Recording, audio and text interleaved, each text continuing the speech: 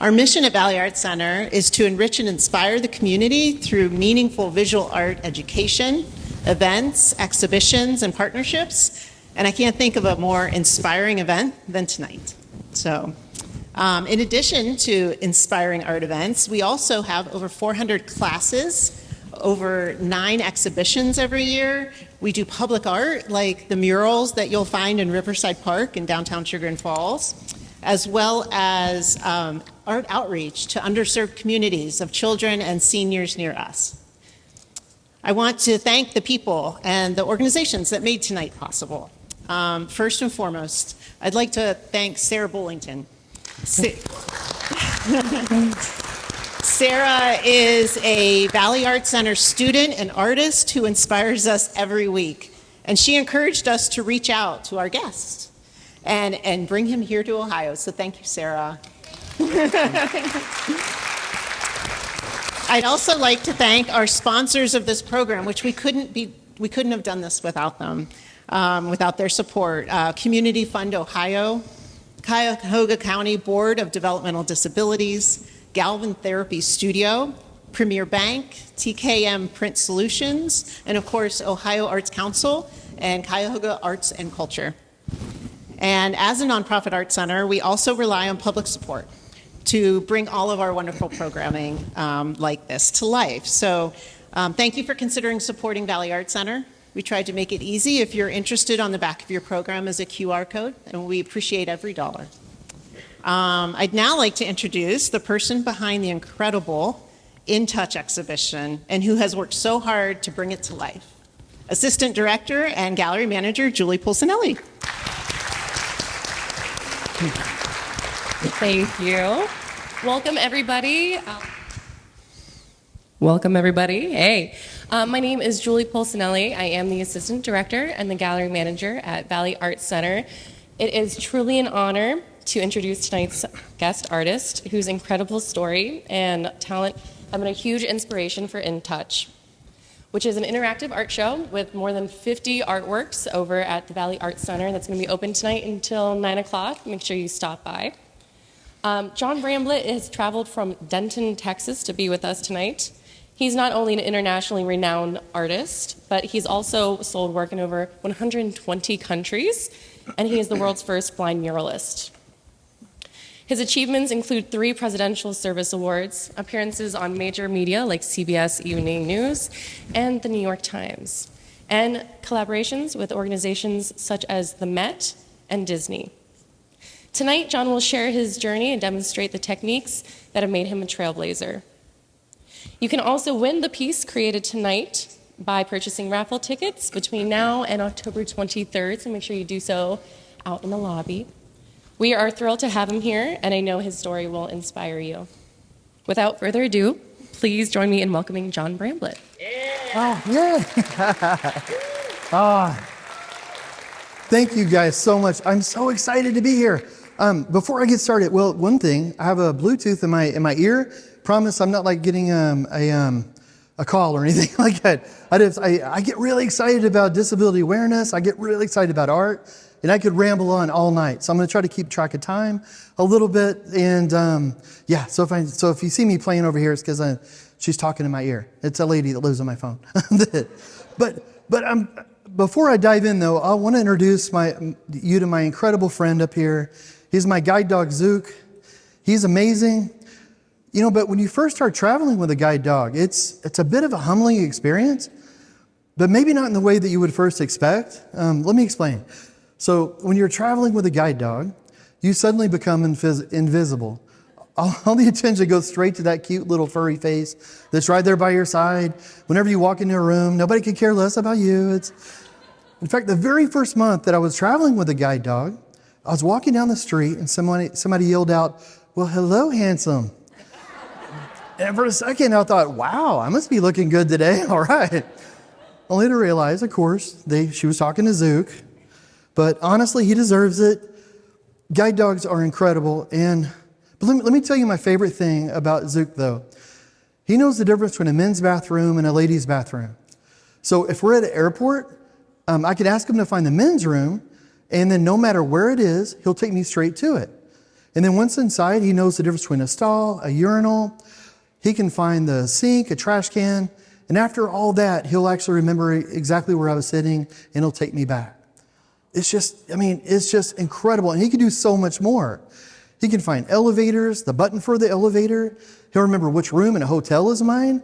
I just have to remember which floor I'm on, which sometimes I let the team down a little bit. I can't remember what floor we're on, but if I'm in a hotel and I want to grab a coffee, I could ask my phone for directions to the nearest coffee shop, and I'll give them to him. Like, go straight, find left, find the door, find the counter, find a chair.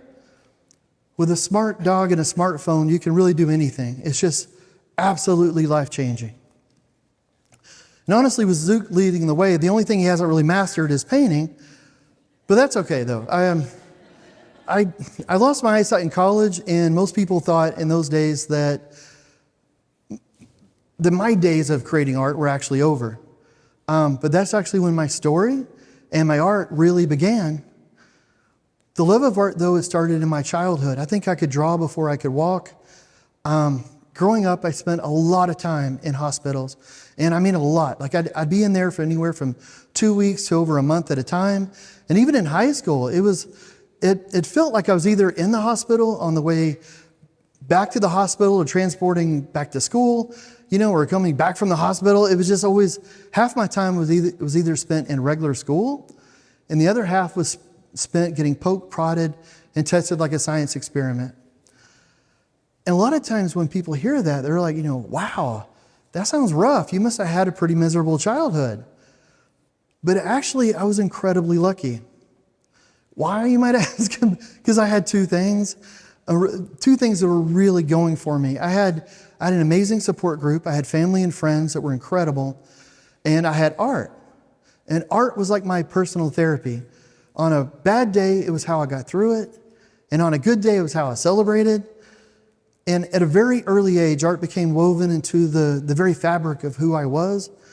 It was essential to me as breathing or the beating of my heart.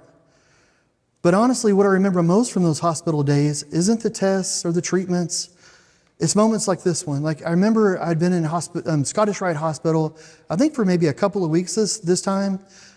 And one night my parents showed up with these little toy ice cream cones. They were kind of like Nerf guns with a little foam ball on top that was supposed to be the ice cream scoop. But when you hit the little button on the side of the cone, the little foam ice cream would shoot off like a little missile. And my parents, being the awesome people that they are, they brought enough for me and all the kids on my ward. And the next day, they brought even more for all the kids on all the wards. And for the next 2 weeks, it was just full-scale Nerf Armageddon, hospital edition. It was, oh my gosh, no doctor or nurse could walk through a doorway without getting felt with foam ice cream. It was pure chaos, and it was glorious. It was so much fun. But I remember there's this one little girl, and she had cerebral palsy, and she didn't have enough strength to be able to push the foam ball down on her own. So every time, a nurse would load it up for her. And as soon as the ball was clicked into place, this girl, she would hit the button, and then she would shoot the nurse square in the face. And, the nurse would load, and then the girl would just laugh and laugh and laugh, just going into hysterics until she practically cried. Then the nurse would reload the ball, and then bam, face shot again, over and over. I think that little girl probably took out more doctors and nurses than all the other kids combined. But those are the memories that I hold on to. It wasn't about the pain or the tests or all the mystery liquids that they make you drink in a hospital. It was about the little moments of joy. It was the laughter. It was all of us just being kids, even in the middle of everything else. And there's a running theme in my life of incredible people and art coming together. And up here, and I'm going to get started. So up here, so I don't know if you noticed, I got some stuff up here to paint with, and so I want to get this started. And so I started in my studio. So I started working on a canvas, and my idea is that I want to start this painting with the hopes of having something to show you guys at the end. There's lots of different ways to tell you stories, and I want to tell you some very personal stories from my life, but I also want to paint something for you, so at the end, there's another way to communicate with. And I'll show you more about how I paint and how I'm doing this and all that in a little bit. But let me give you a look. So in my studio, I started it, and there's no really color or anything in here. So it's great. But I did start putting in lines so that I can feel. I have stuff to start with. So I kind of know what I got a gist to be able to work, because one of those people that's hard for me to walk and walk in a straight line and talk all at the same time. So I started that there. I work emotion into my work. Emotion is color, and so is sound. So whenever you laugh, it just makes the most beautiful colors. So during my talk, if I say a joke and you don't think it's funny, go ahead and laugh anyway. It's just going to make the painting better. So feel free. So let me get started with this here. And I got plenty of wet wipes. I got stuff. I'm a messy painter. Not that messy. Don't worry, theater. Like, everything's going to be fine. I'm not Pollock, I promise. It's all going to be good. But in college, life decided to turn the contrast way up. It just left me in what I felt like was just pure darkness. I lost my eyesight.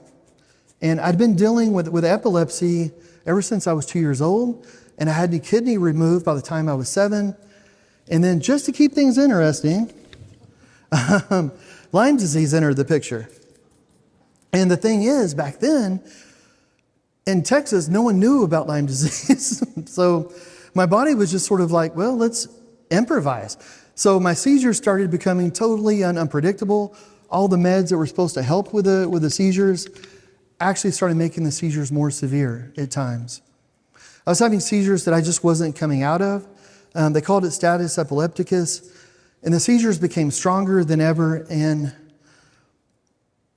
it caused my heart to stop and my breathing to stop, and leading to some brain damage. And soon enough, I'd lost about 40% of my hearing, not just across the board, but just different tones. And my vision faded to nothing but shadows. If somebody walked past a light, I could tell it dimmed, but that was it. There was no color or shape. So I went from being very independent, being able to do things on my own, to suddenly just walking into my own furniture in my apartment, like it was just suddenly appearing out of nowhere. And naturally, I thought my life as a college student was over. So I went to the College of Disability Accommodation. I was already enrolled with them. It's the organization like in a college that helps you if you have a disability to be able to do everything. They're amazing. But I was already enrolled with them because of the epilepsy. So I went by there to tell them goodbye, that I was having to leave. And they didn't even let me finish. They were like, well, why are you leaving? This is the perfect place for you. You can do anything you want. You can be anything you want. And I thought, well, how nice of these people to lie to me like this. Just try to make me feel better. Like, oh, they're taking all this time out of their day. But they meant it. And they helped me stay in school, and they helped me find a way forward. Even though I felt like a ghost, and that I was still in this world, and I could rage and I could get upset, but it's the same way that you see ghosts in the movies, but it didn't make any difference. I couldn't make anything better or worse. I was just completely powerless, and I was trapped in this shadowy sort of in between where I couldn't read, write, or do anything like I used to. And I was just living in this deep hole, just surrounded by shadows, while the people above me were, in the light. They went about their lives just as normal, while I lived down in the dark. And almost like I was living in a dark chiaroscuro painting. And chiaroscuro, that's a fancy word, but it's just a term that artists use to describe when the darkness of a painting pushes a person's focus towards the light. So you can think of an actor standing on a stage, on a darkened stage, and there's just a single spotlight that's shining down on his face. And it doesn't matter how big the stage is. Like Shakespeare says, all the world's a stage. And it doesn't matter how big the stage is because no one's looking at the darkness. Everyone's attention and all their focus is right there on that actor's face. And that's chiaroscuro. The darkness is pushing you towards the light. So the world carried on, but I was just in this dark place, feeling powerless to change anything. And just to add to the tension, a doctor told me and my family that I had about a year to live. And he was just trying to prepare us. He was just trying to be nice. I was having these seizures that I were having were causing my heart to stop and my breathing to stop. And he was saying, like, any seizure could be my last. So he was just trying to prepare us. Bless my parents' heart, though, for having to hear that. I was in college, but I have a kid now, and I know that it doesn't matter how old your child is. They're always your baby. You know, the darkness just seemed overwhelming. But here's the thing about chiaroscuro. It's not just about the dark. It's the light that is what gives it meaning. So my parents, being the amazing people that they are, reminded me that no matter how dark it got, we just keep moving forward one step at a time. The light started breaking through that darkness, and the light for me was actually cane training. Sorry, ooh, I like this part. I mix, well, I'll talk about painting here in a minute, the colors and stuff, but I just mixed that color I really like. So it totally distracted me. But the cane training was the big thing. And the person that teaches you how to use a white cane is called an orientation and mobility instructor. O&M for short. And so I want to tell you a story about the first time that I met my O&M instructor and how I was absolutely convinced that she was trying to kill me. So she shows up at my door and she's holding this long white cane and says, well, let's learn how to cross streets. And I think, well, that sounds pretty useful. Sure, let's do that. So we get in the car and we drive to Dallas. Now, I'm not sure if you've ever been to Dallas, but she's the only person I've ever met who actively looked for more traffic. We'd stop at intersections and she'd say, nope, not busy enough. And I'm sitting there, I'm hearing all the horns and all the blaring and stuff, thinking, what do you mean it's not busy enough? Like, sounds plenty busy to me. But eventually, she finds that intersection that she's really excited about. And let me tell you, she was way too excited.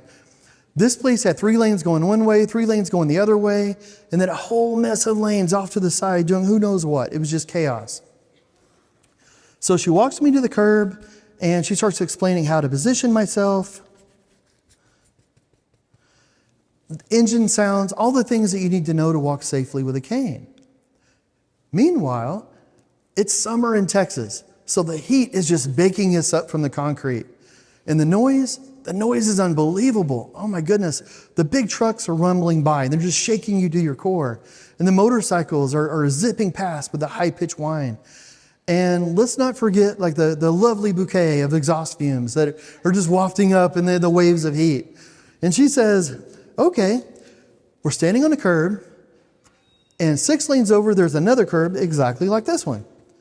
And I have to lean in just to hear her because it's just so loud. And I'm thinking, well, that's a fun fact. Cool, interesting. And then she says, and you're going to cross it.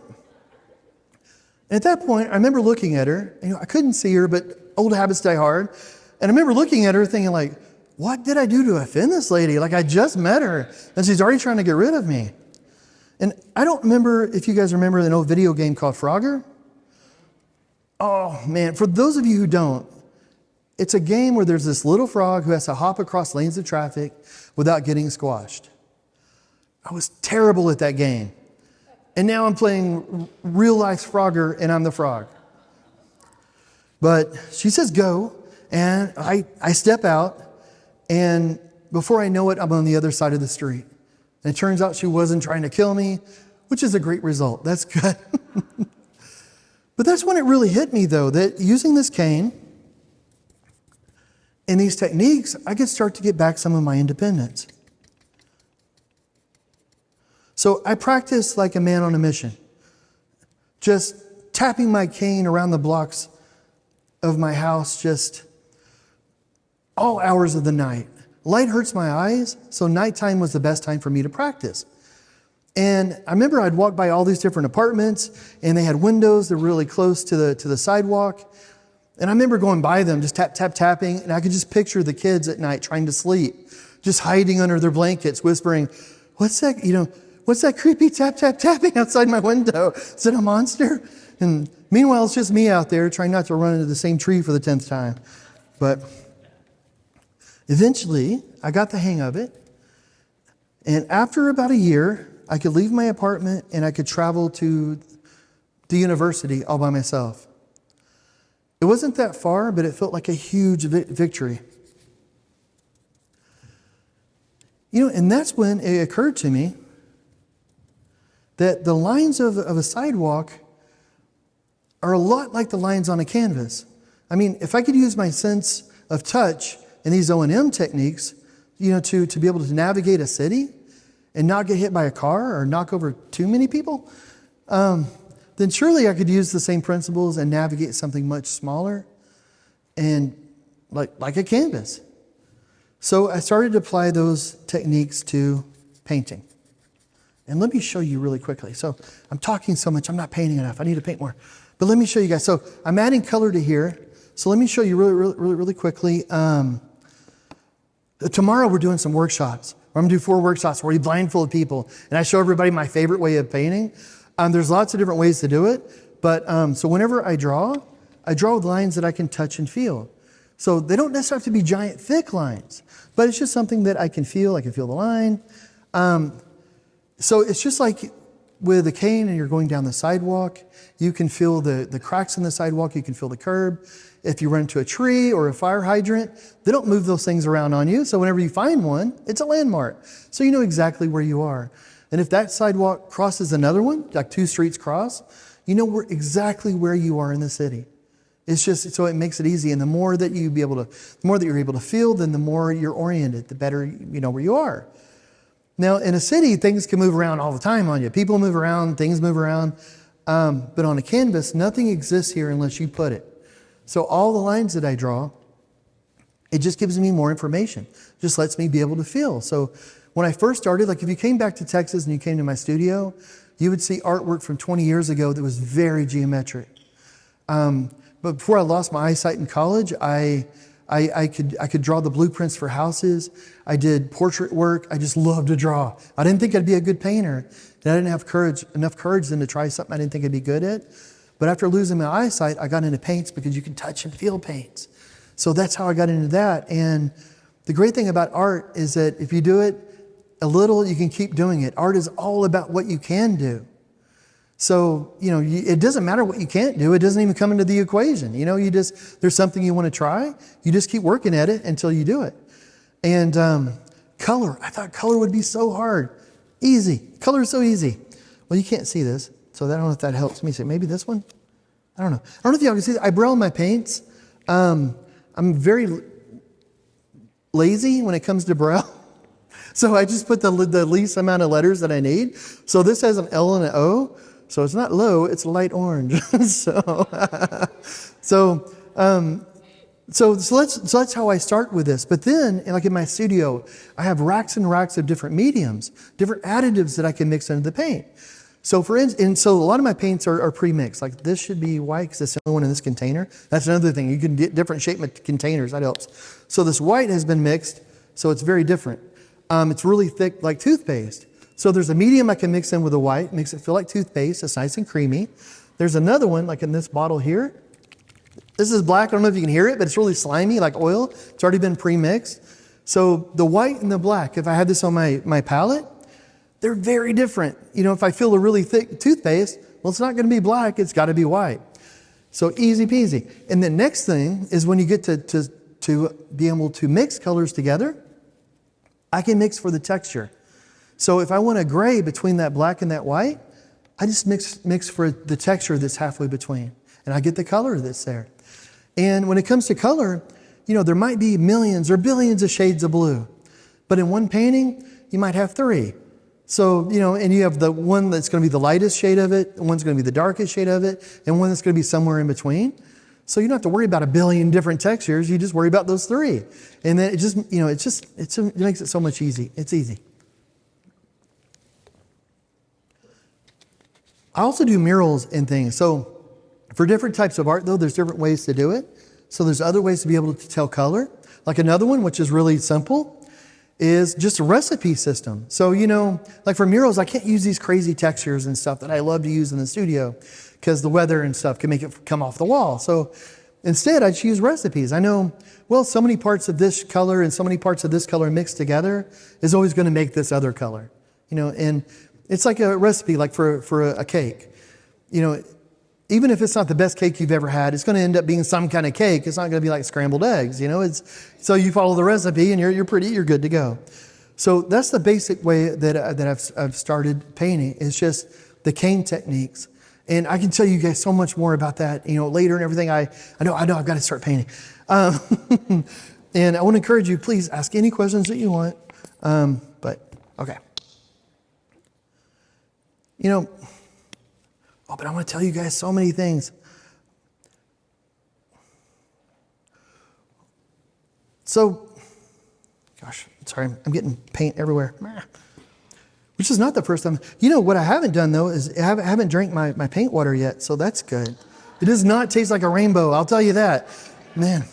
But what if I told you that I once received the exact same piece of advice from the man behind the Lion King, and a legendary skateboarder who defied gravity, and an Oscar-winning actor known for some of the most iconic roles in film history.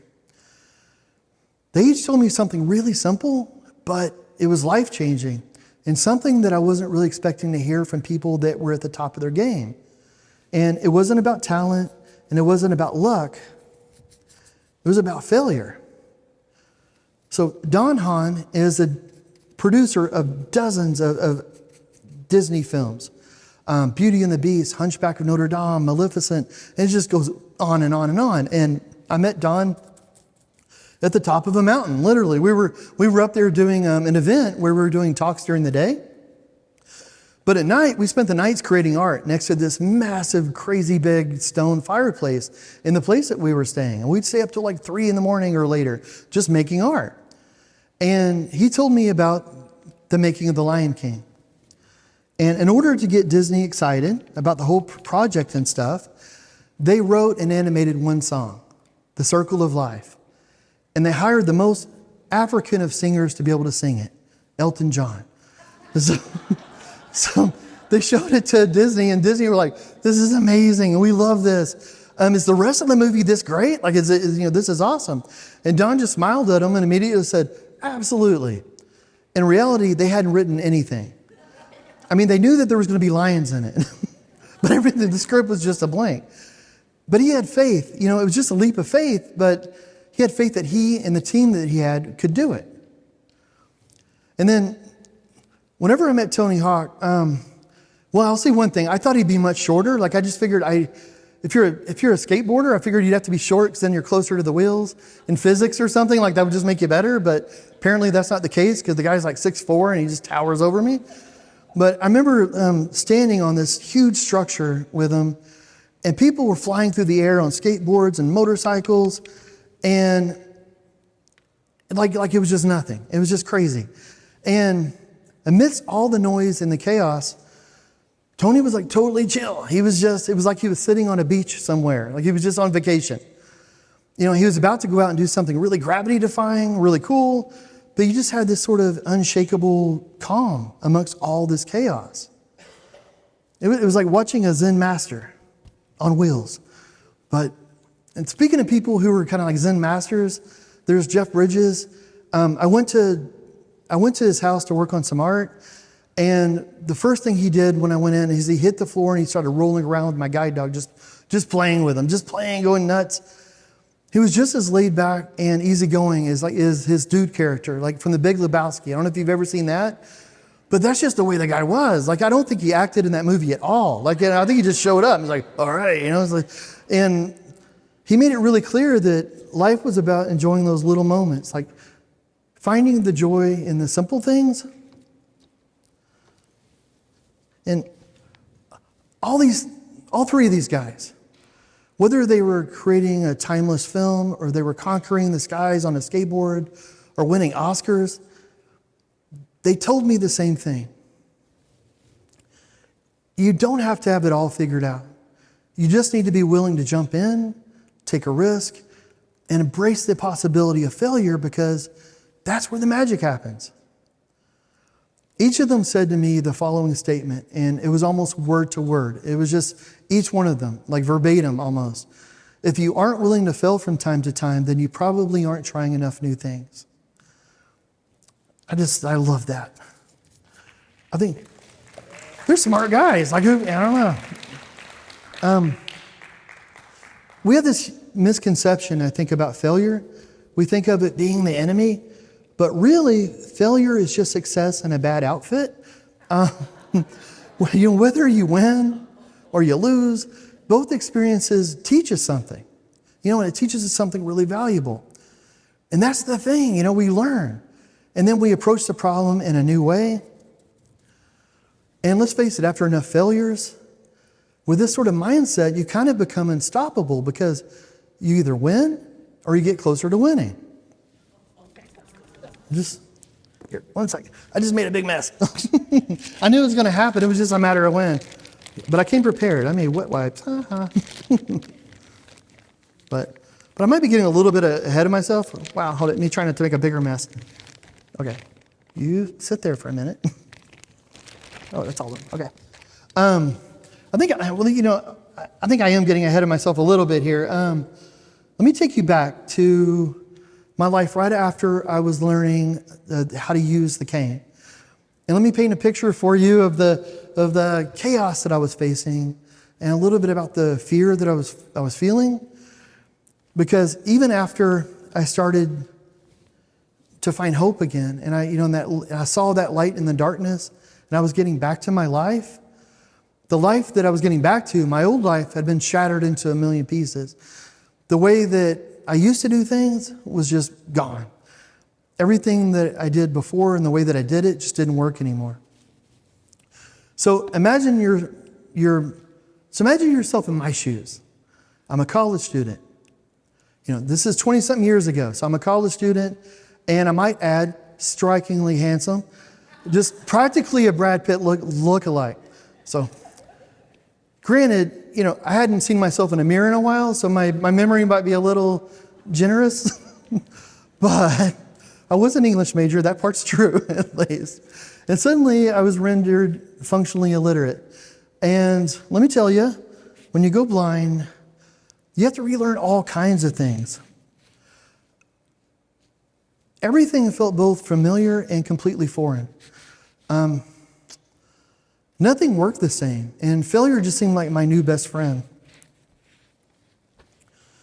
I had to learn new ways to eat, just so I wouldn't knock over my glass every 5 seconds. And don't even get me started about cooking. Although, if you ever find yourself bored, and you just need some excitement in your life, man, have I got the thing for you guys. Go home, turn your stove burner up on high, gather all your sharpest knives, and lay out your finest glassware around the counter. But before you start, slap on a blindfold. It may not be the best dinner that you've ever made, but it will definitely be unforgettable. But everything was just like failure after failure. I started buying Band-Aids and glasses in bulk. I just, could believe me, that all came in really in handy. Life just can be so chaotic. I about got this mess cleaned up. Oh, no, I don't.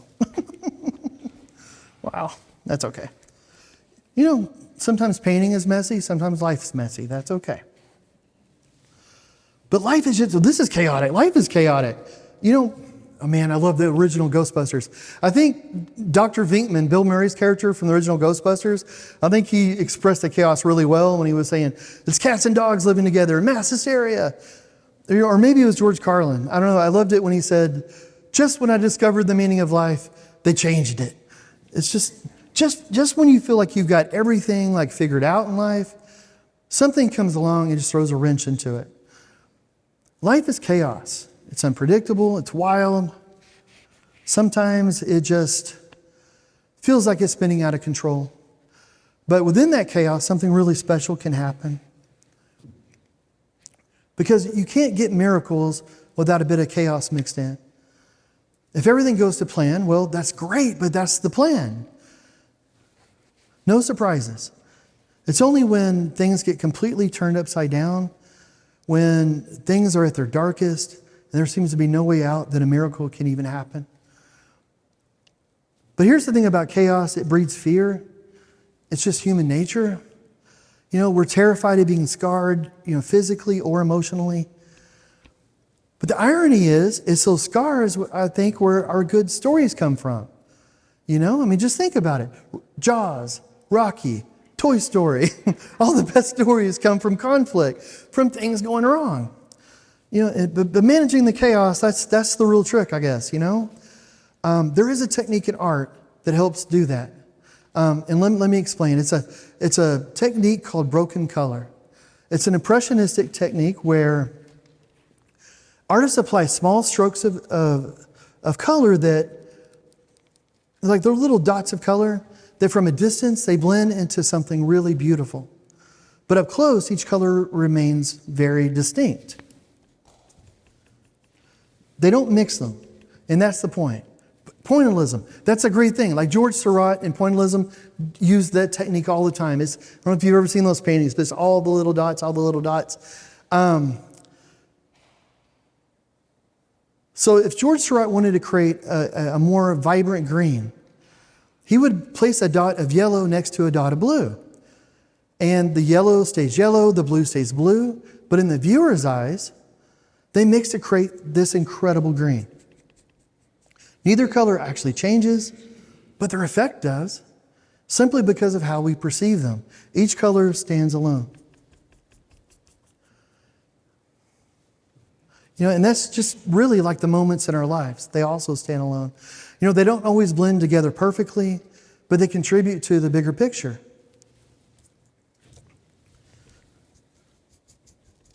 Oh, I think I'm wrangling that mess, maybe. I don't know, I'm feeling optimistic. That's probably not the best feeling to have. I don't know. You should always, when you make art, you should feel like you're always on the edge. Like, I don't know. I kind of feel like, I don't know. So maybe that's good. But in life though, you can't wish away the tough stuff. You can't choose what happens to you. If you twist an ankle, no amount of positive thinking will just make that ankle magically heal. But here's where broken color comes in. It shows us while we can't always control the events that happen to us, we can control how we respond to them. So how does this sort of thing work in real life? Let me give you some examples. Okay, the Houston airport. Oh my gosh. The Houston airport had a huge problem. Everybody complained about having to wait too long for their baggage. It was awful for them. But they couldn't speed up how long it took to get the bags. Like how long it took was just how long it took to get the bags off the plane. So instead, they got clever. They made the walk to the baggage claim much, much longer. So now, by the time the people got there, their bags were waiting for them. And they were thrilled. They were like, oh my gosh, look at that. There's no wait. This is amazing. The same amount of time had passed as before, but suddenly everybody was happy. The whole perception was just a little bit different. It's crazy. I don't know. I don't know how I feel about that, but and I mentioned the Lion King earlier. Let me tell you a story about Mufasa himself. Just a real quick one. James Earl Jones. James Earl Jones was almost completely mute for 8 years as a child because of a severe stutter. And a lot of people know that, but what fewer people know is that he stuttered all the way up until his recent death. He always had that stutter. So what changed? It was just his perception. He started working with it. He had a teacher that started having him recite poetry. And they would figure out how to accommodate that stutter with his speech. He would slow things down and he would elongate other words, Mufasa. And I promise I won't try to talk like him anymore. I don't want to wreck his memory. But it was just incredible. And so he developed this distinctive speaking style that just made him globally famous and admired for his rich voice. He was the voice of Darth Vader, of the Lion King, at least 83 other films, at least, minimum. He was given one color in his life, the stutter, and then he added to it a color of his own, the way that he dealt with it. And the result of the blend of those two things was a brilliant hue that he never would have had without combining the two together. He never would have been this incredible voice actor if he didn't have that stutter. And then if he didn't have that teacher that worked with him and they worked around that stutter. I love James Earl Jones. He's the man. And one more really quick little example, just one more little quick one, and then we'll move on. But in 1905, there was this 11-year-old boy named Frank, and he left a glass of soda with a stirring stick in the freezer. The next morning he woke up and it was frozen. And it was like, oh man. But then years later, he remembered that mistake and he started thinking about it. And then he patented the whole idea. And that's how we have popsicles. It's just, I don't know, it's just funny. Like, when things go wrong, it doesn't necessarily mean that things are terrible or that things don't turn out the way that, in a better way. And that's the beauty of broken color. It's not about blending things away. But changing the way that we look at them. It's just like in life. We can't control everything that happens to us. But that doesn't mean that we're powerless, though. It's about rearranging what we do have control over and creating something better from it. Well, it's okay.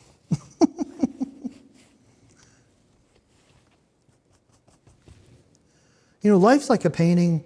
No single color or moment takes over. You keep making small adjustments until the whole picture starts to come together. It's easy to let one thing in life just overwhelm you, but like with broken color, no single event or shade dominates the entire scene. You work with what you're given and you add to it, just shaping it into something that you want.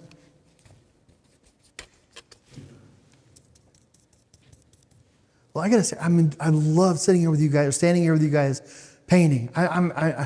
It's my jam. I just love this so much, and I appreciate you guys that laugh at the bad jokes. But I used to battle with my epilepsy a lot. I just worked really hard, and I played hard, like I had to squeeze every last drop of life that I could before the seizures stole more time. But all that, I would just get very little sleep, work, play. But all that rushing around, it just wore me down. And it made the seizures worse. When I stopped treating epilepsy like it was some sort of villain or some sort of monster that was always just lurking in the shadows, and I accepted it as just being another part of me, like my hair or my eye color, things started to shift. Some days I'm like a James Bond martini. I'm more shaken than stirred. But changing how I saw it really made all the difference. I made small adjustments. I learned to take better care of myself. And guess what? My seizures improved. Sometimes the whole key, I think, is just changing how you look at the canvas. And suddenly everything starts to fall into place a little bit.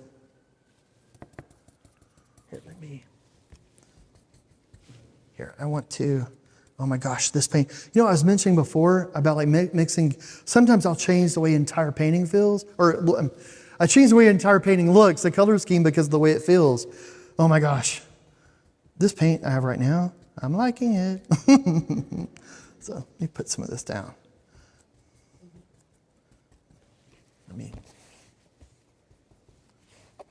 Okay.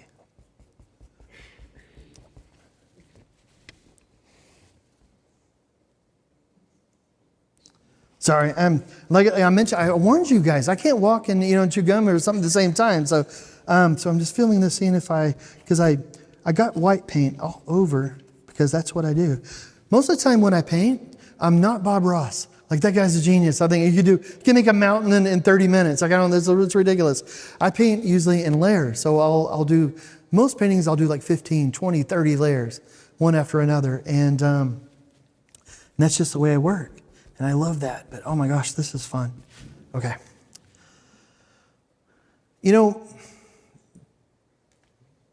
Thanks to the people in my life in art, I was able to learn a few things and start to move forward.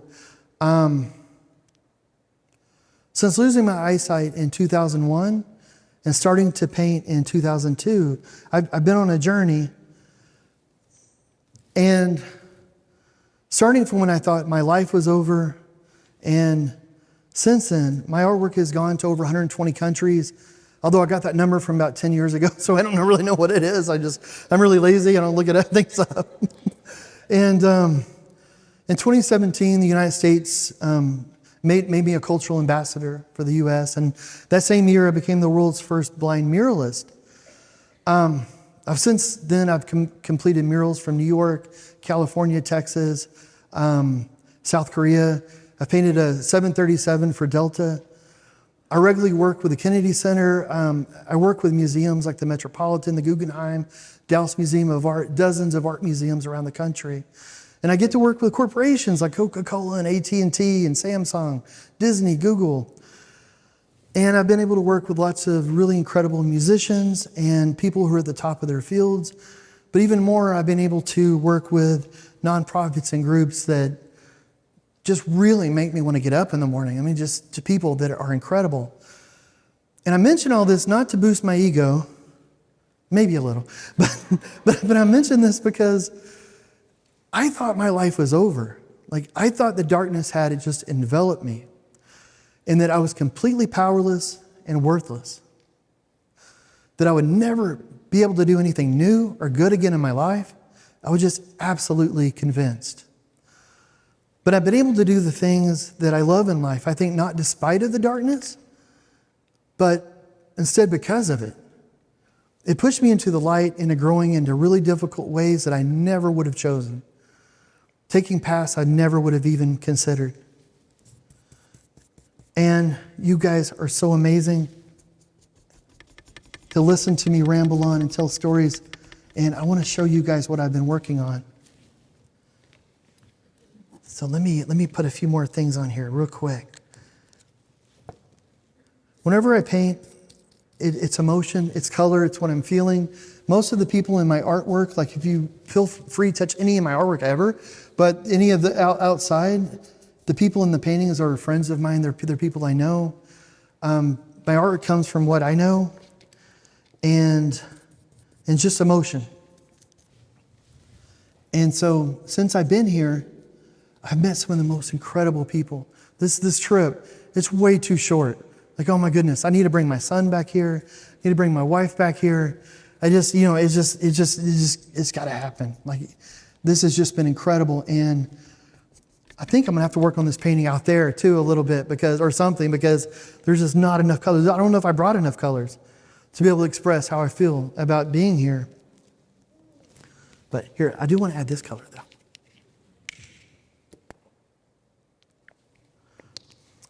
And everybody's been so nice to Zook. Imagine that. Oh my gosh. You know, I teach a lot of art workshops, and I did work. I traveled with a cane 8 years before I had a guide dog, and I've traveled with guide dogs for about 18 years now. Gosh, I'm getting old. But the art workshops that I would do at the museums before I had the guide dog were always great. But now, though, every workshop I do, I always tell the kids, hey, if you're really good, you can say hi to my dog after. Never had a bad workshop. The kids are always perfect. They're always like, oh, yeah. They're like, shh, be quiet. like to their friends, like, I want to say hi to the Duke. So let me see. Okay, there's more work that I want to do to this. And let me try to clean this up just a little bit more. I want to thank you guys so much for being here. And we're not done yet, but I do want to show you this. So, okay. Needs more work. But let's just stop stalling. Okay. Let me see if I can get this little puppy out of here without, oh, no, I can't. Okay. That's okay. We don't need the entire easel. Okay, so this is where she is now. No. Well, you guys are really kind. I appreciate that. I want to do so much more work on here. And I ended up getting white paint everywhere. So anyway, but the darkness that was in the original part, and you can still see that in there. But I don't think it dominates the painting anymore. You know, and in fact, I think it actually adds to the piece. You know, it makes the color more vibrant. and more beautiful. Each paint stroke just is, it's laughter, it's being here, it's people giving Zook love. It's just being in this wonderful town. Like, oh my goodness, like, this is like, I mean, this town is like a postcard. I don't know if y'all realize it. I mean, maybe y'all are, you're like, oh, whatever, it's just, it's just home. But wow, this place is really, really cool. And so, yeah, I need to put more color on this. But I mentioned earlier that there's this theme running through my life of really great people being there and art. And tonight is no different. I mean, like, you guys could have been doing anything tonight. And maybe I shouldn't tell you this, but you guys could have been doing anything tonight. We got internet, there's TV, there's plays, there's shows, movies, all this sort of stuff. But you chose to be here. And I want to thank you so much for that. And if, oh my gosh, yeah, this is, well, thank you guys. And if you feel as strongly as I do that art is important, and that it actually, enriches the community, then I encourage you to go over and check out the art show. That is so cool. It is just incredible. It's just curated so well and put so well together, and the creativity of the artists that are in it is just mind-blowing. It really is. Like, I'm not upselling it at all. Like, it is just a really, really cool show by some talented artists. And participate in the raffle, and we could raise some money for an organization that does a lot of amazing good. I don't know how many people have come up to me in my short time that I've been here, just talking about, like, oh my gosh, they do so much. And I see it. Like, I travel. I've been really fortunate to travel around to a lot of places, and there's places that don't necessarily embrace the arts like it's being embraced here. And we need to make sure that stays. Like, we need more places like this. The visual arts aren't about seeing, I don't think. They're about feeling. And I've learned that the true beauty of art is sometimes inspired by our limitations and how we choose to overcome them, and the endless possibilities of what is out there for each of us. As artists, our tools are, it's the canvas and the brush. But our masterpiece is our lives and who we choose to share them with and how we live them. So I encourage you, please go out there, make your life an incredible masterpiece. And thank you so much for listening to me ramble for all this. But thank you, guys. And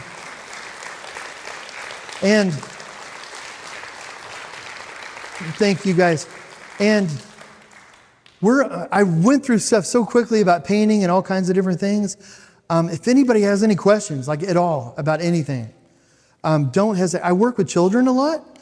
And they'll find out, like, you're visually impaired, and they're like, well, how do you go to the bathroom? So you don't have to, you can ask whatever you want. It's all cool. I won't be shocked. Yeah, so we can go ahead and do a couple of questions here. Oh, we'll do paint.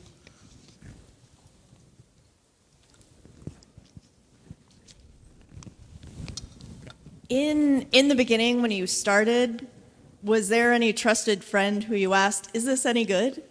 Oh, yes, I'm sorry.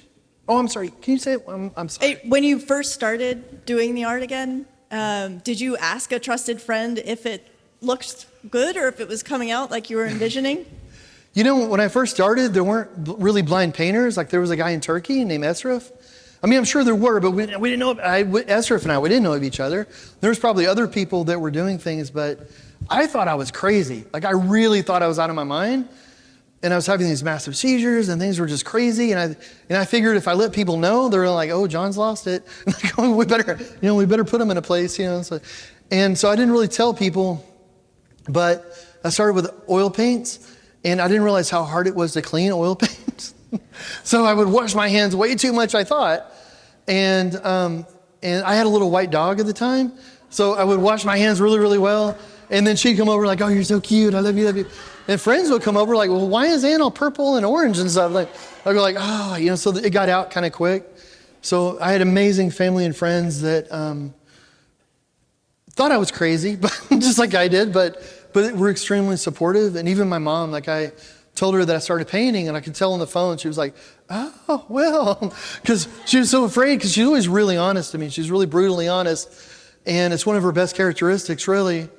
And she knew that she was going to have to come and tell me, like, "Oh, it's, maybe this isn't the thing for you." And And then, she saw it and she was like, oh my God, that's, you're drawing again. That's really, it was really simple, but it was something. So I don't know. I had friends, my first art shows were because I wanted to meet other artists.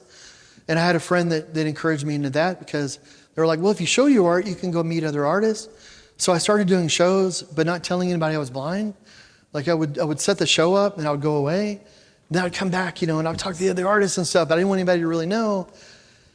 And then the shows ended up doing really well, and they sold well. And then it got out that I was visually impaired, and that kind of, then nonprofits started reaching out. But if it wasn't for my friends and my family, I painted because I was literally losing my mind. I was so angry and I was so depressed. But it was my friends encouraging me to go out and talk to other people that helped. Sorry for the long answer.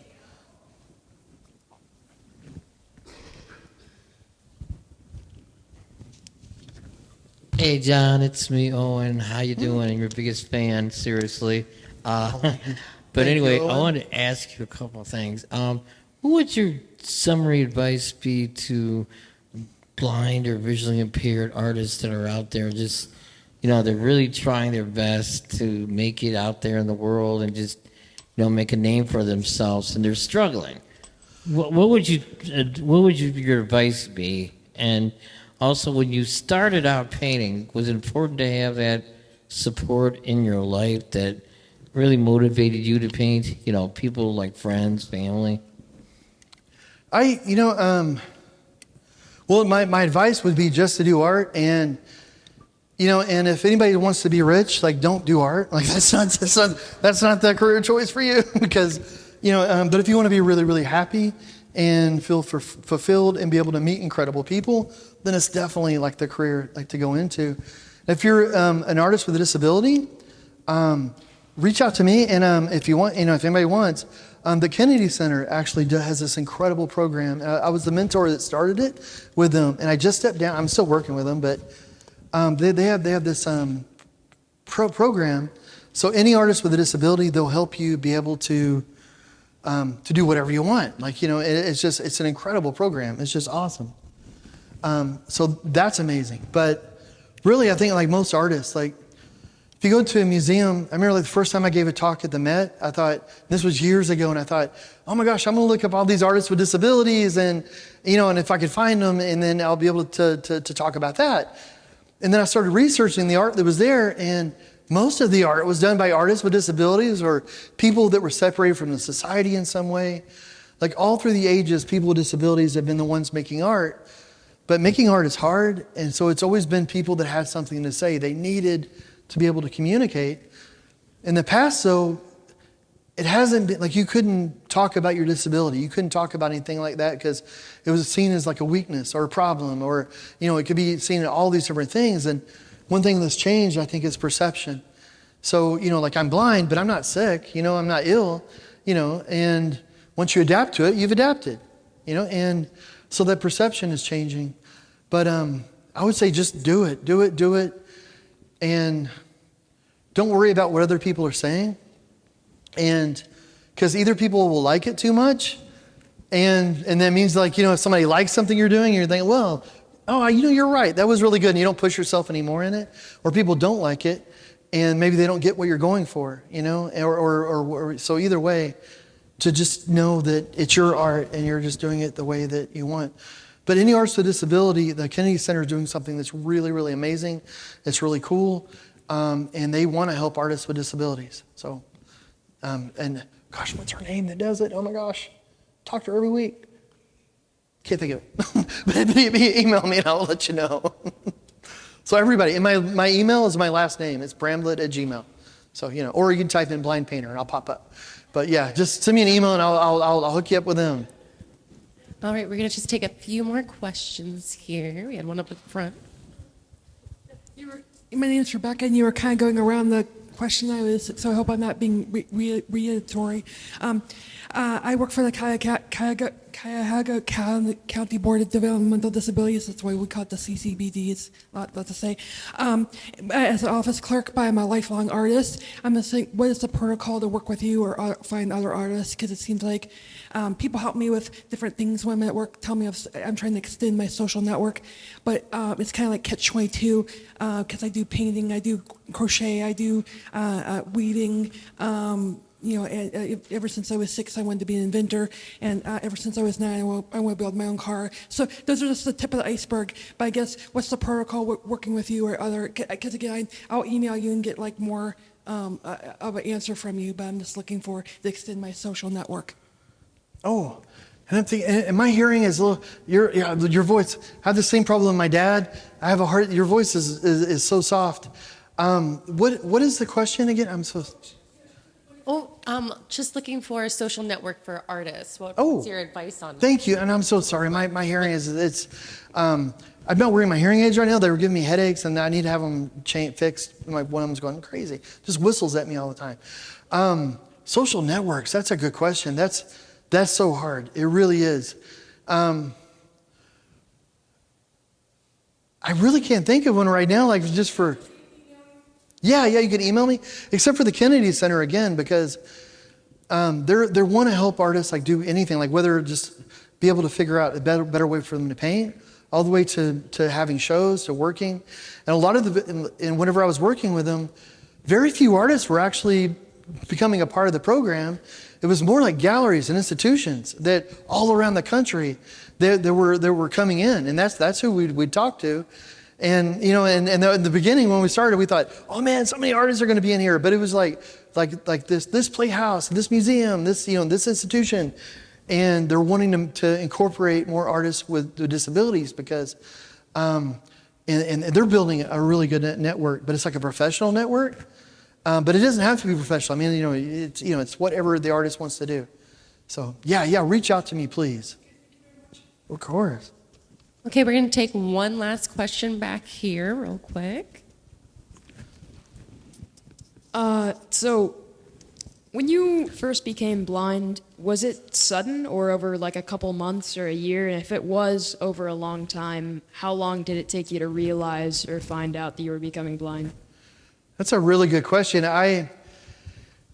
It went really slow, and then it went really fast. And at first, we saw it as a seizure problem, the epilepsy, because I was having the certain type of seizure. And so my neurologist, we felt like, if we could get the seizures under control, then the vision thing would clear up.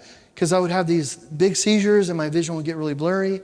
But then it would clear up. Like it wouldn't, but we didn't realize it wasn't clearing completely up. I was losing, my vision was getting worse and worse.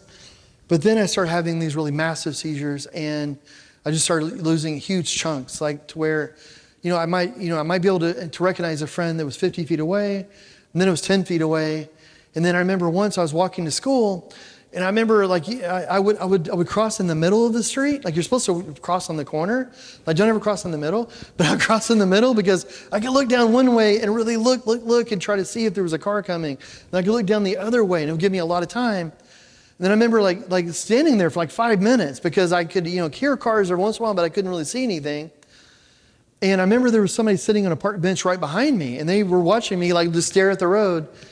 And then when I think it's completely clear, I stepped out, and a car just came out of nowhere. Like to me, it was just like in the mirrors on the side of the car, it clicked the buttons on my shirt.